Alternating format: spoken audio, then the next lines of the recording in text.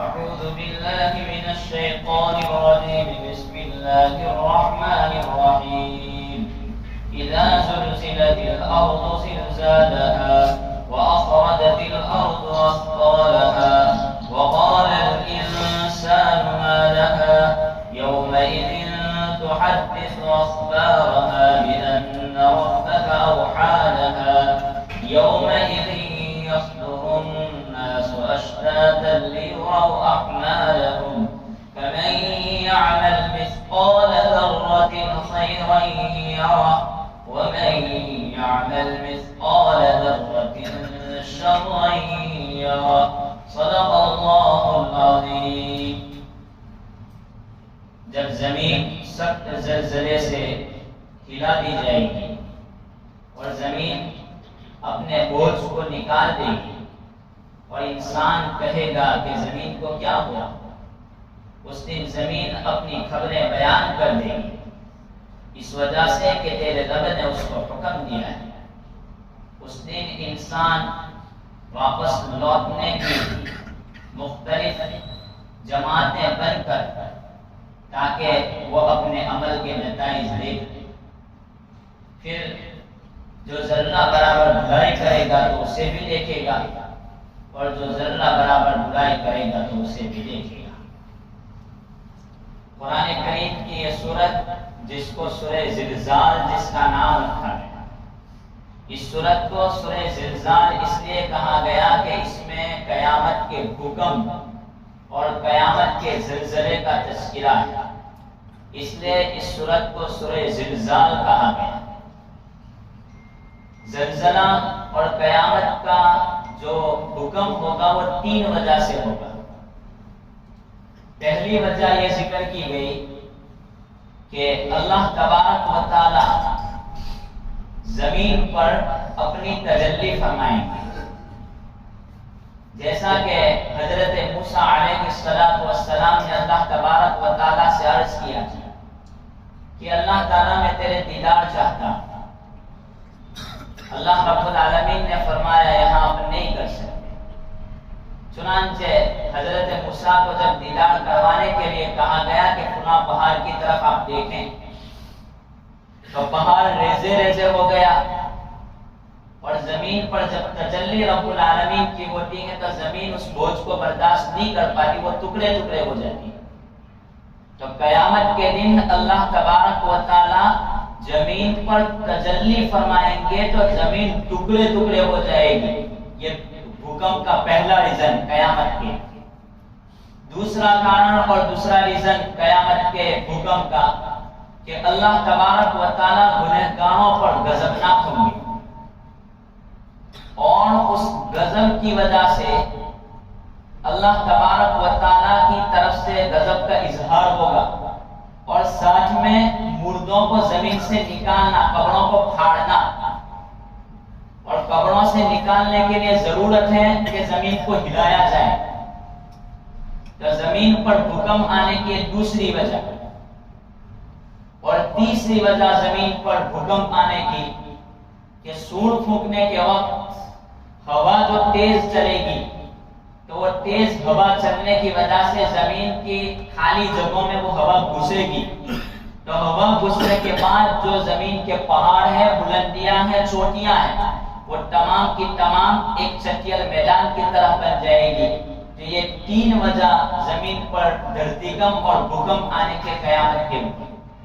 شاہ صاحب نے لکھا ہے کہ 3 کارن سے قیامت میں خطرناک بھونچال ہوگا اور ساری دنیا درہم برہم ہو جائے گی. قرآن کریم اسی کا ذکر کرتا ہے. یہ اس صورت میں بڑا جامع مضمون ہے. حضرت علی رضی اللہ تعالیٰ ایک مرتبہ ایک عالمی نبی پاک صلی اللہ علیہ وسلم کے پاس آئے، آ کر کے عرض کیا کہ اللہ کے رسول مجھے قرآن سکھاؤ. کہا کہ علی ان کو قرآن سکھاؤ. تو حضرت علی رضی اللہ تعالیٰ عنہ لے گئے ان کو قرآن سکھانے کے لیے. اس عالمی کو حضرت علی نے اذا زلزلہ سکھانا شروع کیا. اذا زلزلہ پوری ہوئی نے اس آدمی نے کہا اب میں قرآن سیکھنے کی طاقت نہیں رکھتا، بس ہو گیا میں جاتا ہوں. یہ واقعہ حضرت علی نے حضرت نبی پاک صلی اللہ علیہ وسلم سے بیان کیا. کہا کہ یہ بڑا عقل مند آدمی ہے، کیونکہ اس سورت کا مضمون ایسا ہے کہ اس کی خالی 2 آیتیں نازل ہوتی نہ پورا قرآن نازل نہ ہوتا تو بھی یہ کافی تھی، آخری 2 آیتیں۔ اور اس سورت کی عبرت 2 آدمیوں نے لی مدینہ کی۔ مدینہ میں 2 آدمی تھے۔ ایک آدمی یہ تھا کہ میں غریب بندہ ہوں، اللہ تبارک و تعالیٰ کو میرے صدقے کی کیا ضرورت، اور میرا چھوٹا سا صدقہ اللہ کے یہاں کیا مقام رکھتا ہے، تو میں صدقہ کرنے سے تھوڑی پریشانی محسوس کرتا ہوں کہ مجھے شرم آتی ہے کہ اتنے روپے میں کیسے خرچ کروں۔ تو وہ آدمی پیسے دیتا نہیں تھا کہ 1-2 روپے سے اللہ کو کیا ہوگا، اور مجھے شرم آتی ہے، میں مالدار ہوں نہیں۔ ایک یہ آدمی۔ ایک دوسرا آدمی تھا کہ وہ چھوٹے چھوٹے گناہ سے بچتا نہیں تھا اور کہتا ہے کہ چھوٹے گناہ سے کیا ہوگا۔ تو یہ 2 آدمی، جب قرآن کریم کی جب یہ 2 آدمیوں نے اندر یہ بات کی تو قرآن کریم اترا کہ فَمَن يَعْمَلْ کہ اللہ تبارک و تعالیٰ ایک نیکی معمولی بھی کرو گے اس کو بھی قیامت کے دن حاضر کرے گا، نیک معمولی گناہ بھی آپ کرو گے اس کو بھی اللہ تبارک و تعالیٰ قیامت کے دن تمہارے سامنے لا کے رکھ دے گا۔ یہ بات ہے اِذَا زُلْزِلَتِ الْأَرْضُ زِلْزَالَهَا، اس کا ثواب 4 قرآن کے برابر ہے کہ اگر کوئی آدمی اس سورت کو 4 مرتبہ پڑھ لے تو اس کو 1 قرآن پڑھنے کا ثواب ملتا ہے۔ اِذَا زُلْزِلَتِ الْأَرْضُ زِلْزَالَهَا، جب زمین سب زلزلے سے ہلا دی جائے گی۔ کیسے ہلا دی جائے گی، کیا ہوگا اس کا منظر ہلانے کا، تو اس کی تفصیل لکھی ہے قرآن کریم کی ایک دوسری جگہ پر کہ اللہ تبارک و تعالیٰ حضرت اسرافیل کو حکم کریں گے کہ اب آپ چلائیے اپنی ہوا، جو ان کو سور پھونکنے کے لیے متعین کیا ہے، تو سور پھونکیں گے، ساری دنیا درہم برہم ہو جائے گی۔ حضرت اسرافیل پوچھیں گے اللہ میں بچا ہوں کیا کروں، تو نے میں بچیں گے، دوسرا کوئی بچا نہیں ہے، تو کہا تو بھی مر جا۔ چنانچہ حضرت اسرافیل کو بھی موت واقع ہو جائے گی۔ اس کے بعد اللہ تبارک و تعالیٰ اعلان کریں گے لمن الملک اليوم، کیا حکومت کس کے لیے۔ ایک روایت میں یہ ہے کہ سارے لوگ جب دوسری مرتبہ سورفے کے بعد کھڑے کیے جائیں گے تو سارے لوگ کہیں گے للہ الواحد القہار، ساری انسانیت کہہ دے گی کہ ایک ہی اللہ کے لیے ہے جو زبردست ہے۔ مومن لوگ خوشی کے مارے کہیں گے کہ ہم تو اسی کی پرستش کر کے دنیا سے آئے ہیں۔ نے کافر لوگ مجبوری میں کہیں گے کیونکہ اب تو ماننا پڑے گا، دنیا میں نہیں مانا تھا لیکن اب تو کوئی چارہ ہے ہی نہیں، تو اس لیے کہیں گے۔ ایک دوسری روایت میں ہے کہ کوئی جواب نہیں دے پائے گا اللہ کی طاقت کے سامنے۔ حضرت حسن بصری فرماتے ہیں کہ جب اللہ کہیں گے لمن الملک اليوم تو اللہ خود اس کا جواب دیں گے کہ انا الملک، کہ میں خود بادشاہ ہوں، این الجبارون این المتکبرون، کہاں گئے جو دنیا میں ظلم کرتے تھے، جو تکبر کرتے تھے، خود اللہ تبارک و تعالیٰ کہیں گے، تو جواب خود اللہ رب العالمین دیں گے۔ تو کہ اذا زلزلت الارض زلزالها، جب زمین سخت زلزلے سے ہلا دی جائے گی اور بھونچال مچ جائے گی تو لوگ اپنی قبروں سے اٹھ کر کے دوسرے زلزلے کا ذکر ہے، دوسری مرتبہ سور پھونکنے کا ذکر ہے۔ امام اعظم ابو حنیفہ رحمۃ اللہ علیہ جس مسجد میں نماز پڑھتے ہیں، ایک مرتبہ امام نے عشاء کی نماز میں اس سورت کو پڑھا اذا زلزلت الارض زلزالها۔ جب نماز پوری ہوئی تو امام صاحب کی سانسیں پھولنے لگی اور پریشان ہو گئے، تو لوگ تو چلے گئے اپنی نماز سے فارغ ہو کر کے، تو ان کا ایک شاگرد تھا وہاں پر، تو اس نے دیکھا کہ اب میرا بھی یہاں رہنا مناسب نہیں ہے، شاید امام صاحب کسی کام سے اور تنہائی میں یہاں ذکر کرنا چاہتے ہو، تو میں تندیل میں تھوڑا تیل بچا تھا، فانوس میں تھوڑا تیل بچا تھا، تو میں نے سوچا چلو اس کو جلنے دوں، میں تو یہاں سے چلتا ہوں۔ چنانچہ اس کو بجھایا نہیں اور چلا گیا میں، اور صبح کے وقت میں جب مسجد میں صبح صادق کے وقت میں داخل ہوا تو میں نے دیکھا اور میں نے اذان دی۔ اذان دینے کے بعد میں مسجد کی طرف گیا تو امام اعظم ابو حنیفہ رحمۃ اللہ علیہ اپنی داڑھی پکڑے ہوئے ہیں اور داڑھی پکڑ کر کے رو رہے ہیں کھڑے کھڑے، اور یوں کہتے ہیں کہ اللہ تعالیٰ تو بھلائی کا بدلہ بھلائی سے دے گا، شر کا بدلہ برائی کا بدلہ برائی سے دے گا۔ اے میرے اللہ تو نعمان کو، نعمان یہ امام ابو حنیفہ رحمۃ اللہ علیہ کا نام ہے، نعمان ابن ثابت، تو نعمان کو جہنم سے بچا لے ورنہ نعمان کی حالت خراب ہو جائے گی۔ یہ کہہ رہے تھے، میں وہاں پہنچا اور تو وہ سمجھے کہ ابھی مسجد بند کرنا ہے تو یہ چراغ بجھانے کی ضرورت پیش آئی ہے، تو مجھے کہنے لگے قندیل کو بجھانا ہے آپ کو، بجھا دو۔ تو میں نے کہا کہ حضرت صبح صادق ہو گئی، اذان بھی دے چکا میں فجر کی اور یہ فجر کی نماز کا وقت ہو چکا ہے۔ تو پھر مجھ سے کہنے لگے یاد رکھنا یہ میرا راز تو نے دیکھ لیا ہے، کسی اور کو یہ میرا راز ظاہر مت کرنا۔ ہم لوگ امام صاحب رحمت اللہ علیہ کے لوگ اوپر کوئی اشکال کرتے ہیں کہ امام صاحب نے کیسے 40 سال تو کہا کہ وہ رات کے وضو سے وضو کرنے نہیں گئے امام صاحب اور فجر کی نماز پڑھی۔ لوگوں کو اشکال ہے کہ کیسے 40 سال تک امام صاحب عشاء کے وضو سے فجر پڑھتے تھے، کیسے پڑھتے تھے؟ اور آج کا زمانہ تو خود بتلا رہا ہے کہ ایک بندہ رات کو موبائل لے کر کے بیٹھتا ہے، فجر کی اذان ہو جاتی ہے پتہ بھی نہیں چلتا۔ یہ خالی جھوٹی باتوں میں عشق میں باتیں کرتے ہیں تو اس میں اس کو پتہ نہیں چلتا، وہ تو خدا سے باتیں کرتے تھے، رات گزر جاتی تھی، کیسے پتہ چل سکتا ہے؟ 40 سال تک عشاء کے وضو سے فجر پڑھی۔ تو آج یہ چیزیں سمجھ جا سکتے ہیں، اذا زلزلت الارض زلزالها، کہ جب زمین ہلا دی جائے گی، اصل مضمون ہی ایسا ہے اس کا، وَأَخْرَجَتِ الْأَرْضُ أَثْقَالَهَا، اور زمین اپنے بوجھ کو نکال دے گی۔ بوجھ کو نکالنے کا کیا مطلب؟ زمین میں جتنا سونا چاندی جتنا بھی کچھ ہوگا وہ نکال دے گی، مردوں کو اندر سے نکال دے گی، ساری چیزیں نکال کر کے باہر پھینکے گی۔ ایک آدمی اپنے بھائیوں سے یا رشتہ دار سے قطع تعلق اس لیے اس نے کیا ہوگا کہ کچھ پیسوں کی وجہ سے، تو جب زمین کا بھوکمپ آئے گا اور یہ ساری چیزیں نکالے گی، وہ کہے گا میں نے اس کے لیے لڑائی کی، یہ مال تو اللہ تعالیٰ نے راستے میں پھینک دیا۔ کوئی آدمی نے کسی کو مارا ہوگا، خون کیا ہوگا، قتل کیا ہوگا پیسوں کے واسطے، تو وہ قاتل کہے گا میں نے اس کے لیے اس کو قتل کیا تھا، یہ خزانے تو اللہ تبارک و تعالیٰ نے حج میں دے دی۔ وَأَخْرَجَتِ الْأَرْضُ أَثْقَالَهَا، ساری خزانے اللہ تبارک و تعالیٰ نکال کے باہر نکالے، یہاں تک کہ مردے زمین میں دبے ہوں گے تو وہ بھی نکل کر کے باہر آ جائیں گے۔ یہ بھونچال جب قیامت کا دوسری مرتبہ کا ذکر ہے اس میں کہ زمین ہلے گی، بھونچال کے بعد ساری چیزیں باہر نکل آئیں گی۔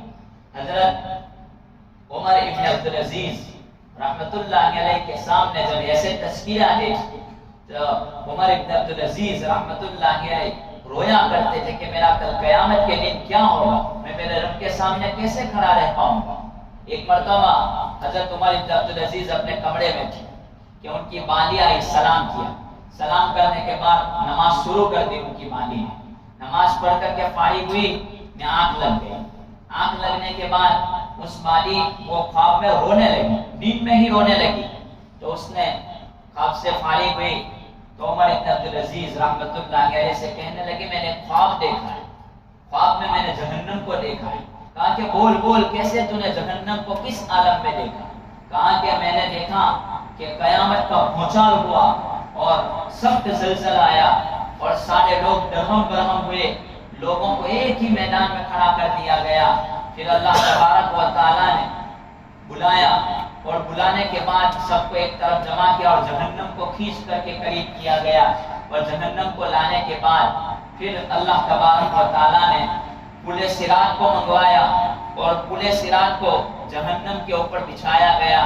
اس کے بعد عبد الملک بن مروان کو بلایا گیا اور بلانے کے بعد کہا کہ آپ اس راستے سے گزر جائیے، تو پل صراط پر عبد الملک چلے، تھوڑا ہی چلے تھے کہ چلنے کے بعد پل صراط جو تھا وہ جھکنے لگا اور جھکا اپنے جہنم میں عبد الملک بن مروان کو پھینک دیا۔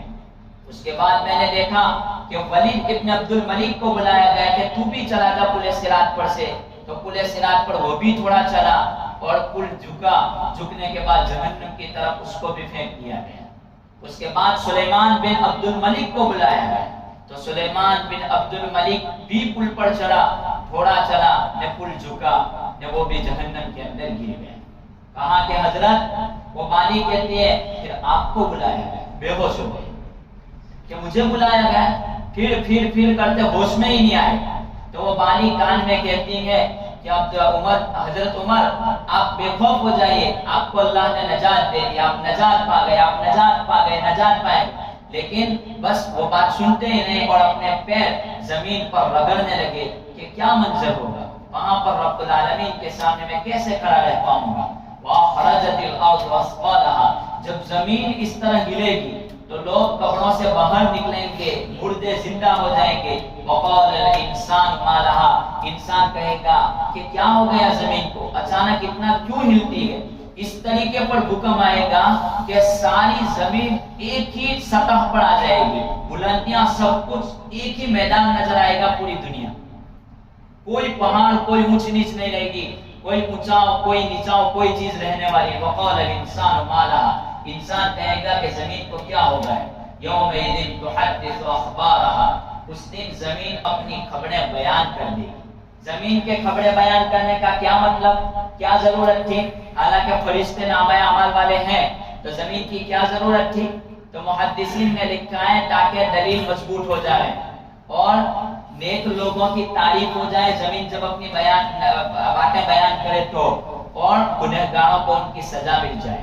یومئذ تحدث اخبارها، ابراہیم خواص کہتے ہیں کہ ایک مرتبہ میں قبروں پر پہنچ جایا کرتا تھا کہ قیامت کا منظر مجھے یاد آ جائے تو میں قبروں کی زیارت کیا کرتا تھا۔ ایک مرتبہ میں کسی قبر کی زیارت کے لیے پہنچا تو میں قبر پر بیٹھ کر کے کچھ پڑھ رہا تھا تو میں نے دیکھا کہ قبر سے آواز یہ آئی کہ جنجیر یعنی ساکر اس کے منہ میں داخل کرو، نے پیچھے کے راستے سے اس کو کھینچ کر کے باہر نکالو، یہ آواز آ رہی تھی۔ اور تو وہ مردہ جو تھا وہ کہہ رہا تھا کہ مجھے چھوڑ دو، میں قرآن نہیں پڑھتا تھا، میں حج نہیں کرتا تھا، میں روزے نہیں رکھتا تھا، میں نماز نہیں پڑھتا تھا۔ تو میں چونکا، یہ کہتا کہ میں روزے بھی رکھتا تھا، میں حج بھی پڑھتا تھا، میں قرآن بھی پڑھتا ہوں، مجھے چھوڑ دو۔ کہا کہ ہاں تو ساری عبادتیں کرتا تھا، روزے بھی رکھتا تھا، حج بھی کرتا تھا، نماز بھی پڑھتا تھا، سب کچھ تو کام کرتا تھا، لیکن جب تو تنہائی میں جاتا تھا، تنہائی میں تو خدا کو یاد نہیں کرتا تھا اور تنہائی میں تو گناہ کرتا تھا۔ یہ تنہائی کے گناہوں کی وجہ سے یہ سزا تجھے۔ تو ابراہیم خواص کہتے ہیں منظر دیکھ کر کے میں کانپ گیا کہ یہ کیا؟ تو آدمی ظاہر عبادتیں کرے لیکن تنہائی میں اپنے رب کو یاد کرے، کہ تنہائی میں عامتاً آدمی گناہوں میں مبتلا ہو جاتا ہے کہ کون دیکھنے والا ہے، رات کے وقت میں فون لے کر کے بیٹھ جاتے ہیں، کیا ہوتا ہے خدا ہی جانے۔ اللہ تعالیٰ نوجوانوں کی اور پوری امت مسلمہ کی حفاظت فرمائے۔ یومئذ تحدث اخبارها، تو زمین اپنی خبریں بیان کرے گی، وہ گواہی کے طور پر۔ اسی لیے رسول اللہ صلی اللہ علیہ وسلم نے فرمایا جس زمین کے ٹکڑے پر آپ نے گناہ کیا ہے اسی زمین کے ٹکڑے پر آپ معافی مانگیں تاکہ آپ کا گناہ کا گواہ ختم اور نیکی کا گواہ اب باقی رہے، توبہ کا گواہ آپ کے پاس باقی رہے۔ گلیوں اور راستوں میں چلو پھرو تو پتھر کے بعد پتھر کے پاس اور ہر چھوٹی بڑی چیز کے پاس آپ ذکر اللہ کرو تاکہ آپ کے ذکر اللہ کے گواہ رہے کہ یہ بندہ اللہ کا ذکر کرنے والا ہے۔ بِأَنَّ رَبَّكَ وَحَالَهَا، اب ایک سوال پیدا ہوتا ہے کہ زمین کو کیا ضرورت کہ ان باتوں میں گواہی دے گی، زمین کی کیا ضرورت؟ کیونکہ اس لیے زمین کو کوئی دشمنی نہیں ہے، سارے انسان زمین کے بیٹے ہیں، سارے انسان زمین کے بیٹے ہیں، لیکن زمین گواہی اس لیے دے گی کہ اللہ نے حکم دیا کہ تو بول، اپنی خبریں بول۔ زمین کو کوئی اپنے بیٹوں سے دشمنی نہیں ہے، لیکن وہ چاہتی ہے کہ نیکوں کو انصاف ملے، بروں کو ان کا بدلہ ملے، اس لیے اللہ کی طرف سے یہ ہوگا۔ یومئذ یصدر الناس اشتاتا، اس دن انسان اب واپس لوٹیں گے اپنی اپنی جماعتوں کے ساتھ۔ یعنی کیا مطلب؟ ہر ایک کی جماعت الگ، یہ نمازیوں کی جماعت، یہ روزے داروں کی جماعت، یہ حاجی لوگوں کی جماعت، ساری جماعتیں الگ ہوگی۔ کچھ جماعتیں ہوگی یہ چوروں کی جماعت، یہ شرابیوں کی جماعت، یہ لاکھوں لوگوں کی جماعت، یہ ساری جماعتیں دنیا میں جس طرح زندگی گزارتا ہوگا جس گروہ کے ساتھ، تو سارے گروہ ایک طرف، نمازی کا گروہ، شرابی کا گروہ، زانی کا گروہ، چوروں کا گروہ، ڈاکوؤں کا گروہ، سب یومئذ یصدر الناس اشتاتا، زندگی جیسے گزاری ہوگی اپنے اپنے گروہ میں وہ خود بخود شامل ہو جائے گا۔ اللہ تبارک و تعالی ہمیں نیک لوگوں کے گروہ میں شامل فرمائے۔ وہ اپنے اعمال دیکھ لے گا کہ دنیا میں جو کرتا تھا اس کا بدلہ آج مل گیا۔ فَمَن يَعْمَلْ مِثْقَالَ ذَرَّةٍ خَيْرًا يَرَهُ، پھر جو ذرہ برابر بھلائی کرے گا تو اس کو بھی دیکھ لے گا اور ذرہ برابر برائی کرے گا اس کو بھی سامنے لایا جائے گا۔ یہ آیت کہ جس کے بارے میں نے کہا کہ وہ دو آدمی مدینہ کے، کہ وہ دو آدمی نے کہا تھا کہ اللہ کو میرا 1 روپیہ کیا وزن رکھتا ہے صدقہ کرنا، تو اللہ کہ اگر تھوڑا لے گا اس کو بھی اللہ لا کر کے کہے گا کہ تیرا 1 روپیہ کتنا بڑا کہ تو آج جنت کا مستحق بن چکا، کہ تیرا 1 گناہ جس کو تو گناہ نہیں سمجھتا وہ 1 گناہ تجھے جہنم میں پھینکنے کے لیے کافی ہے۔ آدمی زبان سے 1 جملہ برائی کا نکلتا ہے، معمولی جملہ نکالتا ہے تو اس کو جہنم میں پھینک دیا جاتا ہے کوسوں دور۔ اللہ تبارک اس کو ہم گناہ نہیں سمجھتے کہ اس میں کیا گناہ ہے، تو یہ چھوٹے چھوٹے گناہ جس کو آدمی گناہ ہی نہیں سمجھتا۔ یہ 2 چیزیں اخیر میں ذکر کی کہ جو کوئی بندہ کہ مثقال ذرۃ ذرہ برابر بھلائی کرے گا اللہ اس کو لے آئے گا اور ذرہ برابر برائی کرے گا تو اس کو بھی سامنے دیکھ لے گا۔ تو یہ سورت بار بار نماز میں پڑھی جاتی ہے، لیکن مضمون کیا ہے اس کو سمجھنے کی ضرورت ہے کہ مجھے بھی میرے پروردگار کے سامنے کھڑا ہونا ہے اور اپنی زندگی کا حساب چکانا ہے۔ اللہ تبارک و تعالیٰ تنہائی کے گناہوں سے بھی ہماری حفاظت فرمائے اور ظاہری زندگی میں بھی گناہوں سے اللہ تعالیٰ ہماری حفاظت فرمائے۔ بسم اللہ الرحمن الرحیم۔ اللہ لا الہ الا هو الحی القیوم وعنت الوجوہ للحی القیوم۔ اللهم صل على سيدنا محمد وعلى آل سيدنا محمد وبارك وسلم يا رب صل وسلم دائما أبدا على حبيبك خير الخلق كلهم اللهم صل على سيدنا محمد بعدد كل داء ودواء وبارك وسلم يا أرحم الراحمين يا أرحم الراحمين يا أرحم الراحمين۔ تیرے نیک بندے تو وہ تھے جو قرآن کی ایک آیت کو سن کر رات رونے میں گزار دیتے تھے۔ مولا کریم ہم نے پورا قرآن بھی سنا، آیتیں بھی سنی، لیکن ہمارا دل تو کبھی بیدار نہیں ہوا، کبھی عبرت کی نگاہیں نہیں کھلی۔ مولا کریم تو ہمیں عبرت کا سبق پڑھا دے، ہمارے دلوں کو کھول دے۔ تو تیرا قرآن جو زندہ جاوید معجزہ ہے اس کی طرف ہماری رہبری فرما دے۔ مولا کریم تو ہم سب کی مغفرت فرما دے۔ مولا کریم تو ہمارا رب ہے۔ مولا اگر تو نے معاف نہیں کیا تو کوئی دروازہ نہیں ہے جہاں جا کر کے ہماری معافی ہو سکے، اور مولا تو نے معاف کر دیا تو دنیا کی کوئی طاقت ہمیں پکڑنے والی نہیں ہے۔ مولا کریم سارے مرحلے آسان ہو جائیں گے، ساری حکومت تیری ہے۔ لمن الملک اليوم للہ الواحد القہار، تو نے خود کہا مولا کریم تیرے علاوہ کسی کا کچھ نہیں چل سکتا۔ مولا کریم تو ہمیں معاف کر دے، مولا ہمیں معاف کر دے۔ مولا یہ رمضان ہمارے گناہوں کی معافی کا ذریعہ بنا دے۔ مولا کریم ہمارے والدین اساتذہ رشتہ داروں کی مغفرت فرما، تمام مرحومین کی مغفرت فرما۔ مولا کریم جہاں تک زندگی مقدر ہے اسلام پر باقی رکھ، اور جہاں موت مقدر ہو کامل ایمان پر خاتمہ نصیب فرما۔ مولا کریم ہماری یہ دعائیں محض آپ ہی کے فضل و کرم سے نبی اکرم صلی اللہ علیہ وسلم کے صدقے طفیل میں اور آپ کے نیک بندوں کے صدقے میں اور حاضرین میں جو بھی نیک ہو اس کی آمین پر یہ دعائیں قبول فرما۔ صلی اللہ تعالی علی خیر خلقی محمد وعلی آلہ وصحبہ اجمعین برحمتک۔